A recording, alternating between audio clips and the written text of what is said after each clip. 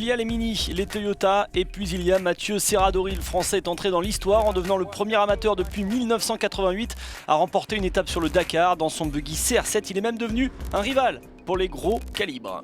Je suis vraiment très heureux aujourd'hui. Donc je pense qu'on est rentré dans le match peut-être un petit peu plus tôt que prévu, sans pour autant se prendre au sérieux, mais en faisant les choses sérieusement. Sur cette première semaine, on a fait attention à ne pas se prendre au jeu, de vraiment aller au contact des meilleurs. On pourrait le faire, mais on a choisi de rester prudent et de jouer placé.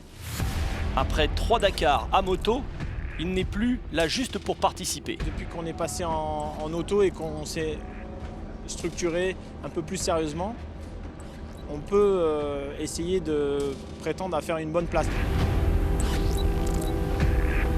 À la base, on est un team privé, un team familial. On a su s'adapter aux conditions du rallye raid. On a regardé ce qui se faisait de bien, ce qui se faisait de moins bien. Sur le Dakar, on a 10 personnes qui travaillent, plus les 2 équipages. Donc on est 14 personnes. Mon père en team manager, 15 personnes sur le team cette année. Si je leur détruis la voiture la journée, forcément la nuit, ça fait beaucoup de choses à faire. La journée, ça roule pour aller sur les liaisons.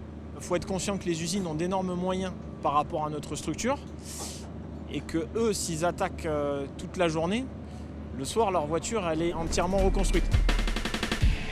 Aujourd'hui, voilà, il y a une histoire de moyens et il y a une histoire de curseur sur la prise de risque. Donc on essaye de trouver le bon compromis.